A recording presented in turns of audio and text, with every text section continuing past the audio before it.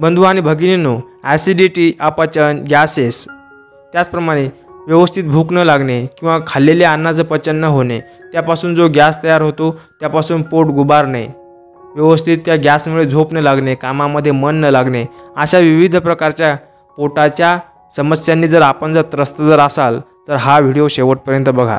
तुमच्या सर्व प्रकारच्या समस्यांचं समाधान या एकट्या व्हिडिओमध्ये आहे। तर बंधूंनो, तर याच्यामध्ये आपण एक रेसिपी सांगणार आहोत आणि एक नियम छोटासा आहे।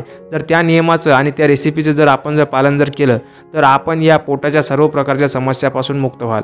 यामध्ये जी सांगितलेली जी रेसिपी आहे त्यामधले जे घटक आहेत ते अत्यंत साधे सोपे आणि नित्य उपलब्ध असे आपल्या घरामधले आहेत।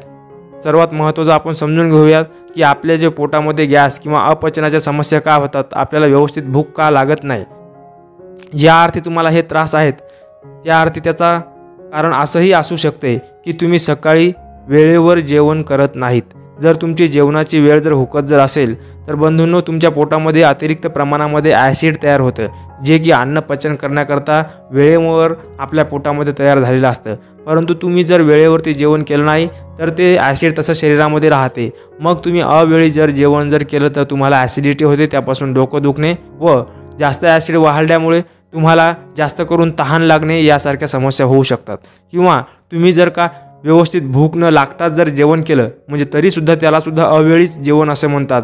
जर तुम्ही तसं जरी जेवण करत असाल तरीसुद्धा अन्न पचवण्याकरता जे ज्यूसेस म्हणजे ॲसिड आपल्या पोटामध्ये तयार व्हायला पाहिजेत ते तयार न झाल्यामुळे तुम्ही जे खाल्लेलं जे अन्न आहे ते चांगल्या प्रकारे पचत नाही। ते ज्या अर्थी अन्न पचलं नाही त्याचा अर्थ असा होतो की ते सडल्यामुळे सडलेल्या प्रत्येक घटकातून जसा गॅस तयार होतो, तो दुर्गंध, तो गॅस आपल्या पोटामध्ये तयार होतो।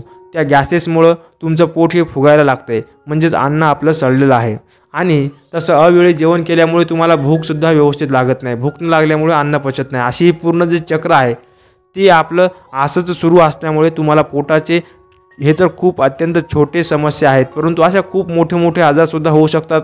त्यापासून तुम्हाला अपेंडिक्स, अल्सर, मूळव्याध, त्वचा विकार यासारखे भयंकर व दीर्घ आजारसुद्धा होऊ शकतात। म्हणून बंधूंनो, यापासून जर आपल्याला जर मुक्त व्हायचं असेल तर सगळ्यात सोपा उपाय मी तुम्हाला सांगत आहे। नोट्स करा की आपल्या घरामध्ये लिंबू हे नित्य उपलब्ध असते, 12ही महिने भेटणारी गोष्ट आहे आणि सर्वांना आवडणारं असं जे फळ आहे। याला आयुर्वेदामध्ये आवळ्यानंतर सगळ्यात जास्त महत्त्व दिलेलं आहे।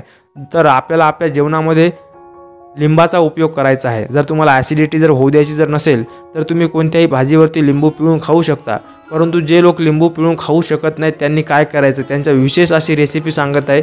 त्याकरता आपल्याला 1 चमचाभर लिंबाचा रस घ्यायचा आहे, त्यामध्ये 1 चमचाभर मध टाकायचा आहे, त्यामध्ये तुम्हाला आवश्यकतेनुसार नारळ पाणी टाकायचं आहे आणि चवीनुसार मीठ टाकायचं आहे।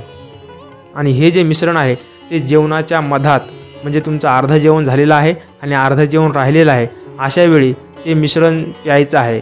त्यामुळे आपलं व्यवस्थित अन्न पचन होईल आणि ज्या ज्यूसांची कमतरता आहे अन्न पचवण्याकरता ते सगळे शरीरामध्ये तयार होतील व आपण खाल्लेलं अन्न हे व्यवस्थित पचन होईल। सोबतच यामुळे तुमचा जठराग्नी हा प्रदीप्त होईल। जठराग्नी प्रदीप्त झाल्यामुळे जे पोटामध्ये आजार सुरू होत होते, अन्न सडत होतं, ते सुद्धा अन्न सडणार नाही। अन्न न सडल्यामुळे जे गॅसेस तयार होतात ते सुद्धा होणार नाहीत व गॅसेस झाल्यामुळे जे पोट व्यवस्थित साफ होत नव्हतं तर ते पोटसुद्धा व्यवस्थित साफ व्हायला लागेल। त्यामुळे वेळेवरती भूक लागल्यानंतर जेवणे हा एक महत्त्वपूर्ण नियम आणि लिंबाचा आपल्या आहारामध्ये उपयोग, हे 2 गोष्टी तुम्ही जर लक्षात जर ठेवल्या तर पोटांच्या पुढे येणाऱ्या खूप मोठ्या समस्येपासून तुम्ही वाचू शकता। जर आपल्याला अनेक ट्रीटमेंट घेऊनसुद्धा आपण पोटांच्या खूप दीर्घ समस्यांनी जर परेशान असाल आणि आपल्याला योग्य तसा हवा तसा जर रिझल्ट जर मिळत नसेल तर दिलेल्या या नंबरवरती व्हॉट्सअपवरती आम्हाला संपर्क साधा, आम्ही आपल्याला योग्य ते मार्गदर्शन करू। तर बंधूंनो, हा महत्त्वपूर्ण व्हिडिओ आपण ऐकल्याबद्दल मी आपला मनापासून खूप आभारी आहे। धन्यवाद।